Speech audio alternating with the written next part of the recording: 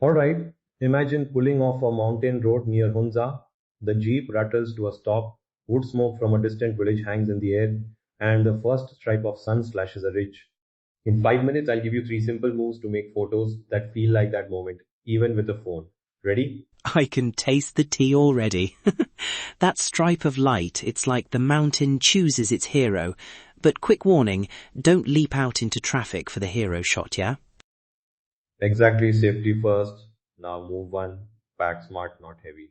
Your essentials are a charged phone, a tiny power bank, a soft cloth, and a way to steady the camera, a small tabletop tripod, a bean bag, or even a rubber band to brace your phone against the car door. Those items multiply what you can do in a 10-minute stop. True. Once I used my N95 mask as a makeshift beanbag. Don't ask how it looked, but it steadied the shot. And took a microfiber in your pocket.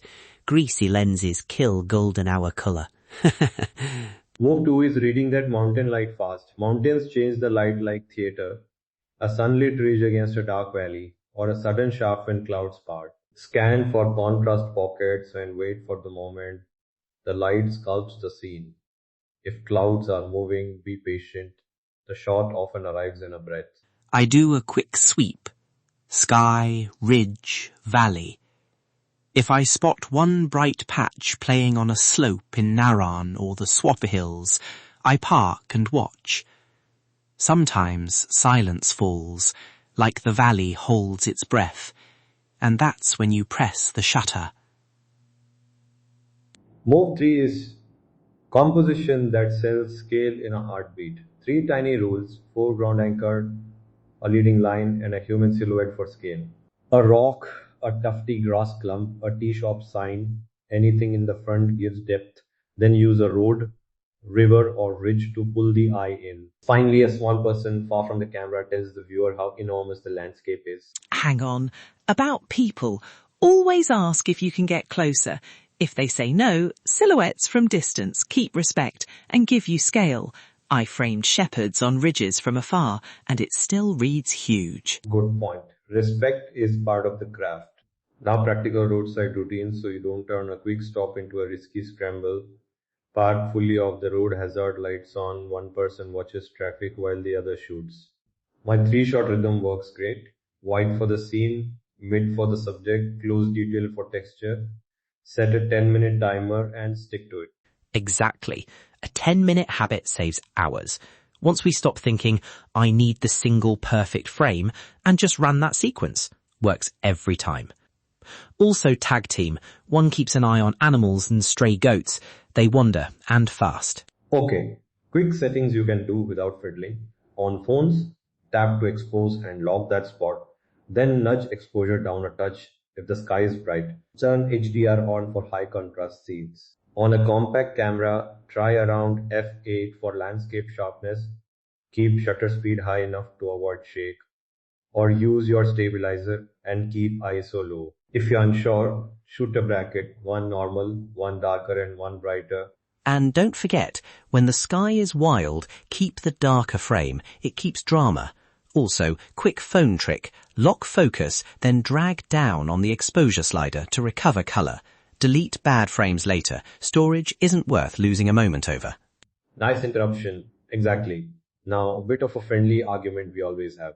Midday versus golden hour. I think midday has its uses, rugged textures, and stark contrasts that tell a rough story. I don't buy midday as the default. Golden hour's warmth connects with most people. Midday's fine for black and white texture or when you want that raw feel. But if you want a travel photo that invites someone in, warm light wins. Fair. Match the mood to the story you want to tell.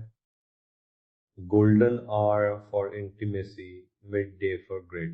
Alright, safety and respect reminders. Short and sharp. Never cross a herd without asking.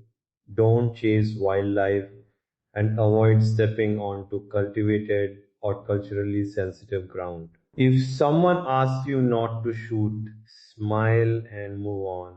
Amen to that. Also, battery note, Cold air drains power. Keep a small power bank handy. And if you're low on space, delete quick previews, but do it carefully. And if a local says no, really, it's not worth arguing. Let's end with a quick checklist you can run through before you step out of the car. Phone and power bank, cloth and stabilizer, read the light, look for contrast pockets, compose fast, foreground, leading line, human silhouette, and the non-negotiable. Stop only in safe places and ask permission when people are involved. And don't forget to enjoy the moment. The best photo is the one that brings a smile when you look back. Have a cup of chai after the shoot. Grab the one-page checklist on our site before your next drive. It includes battery and storage tips and suggested spots near Hansa and Naren. Subscribe for more quick travel photography tips. Safe travels, keep your camera handy.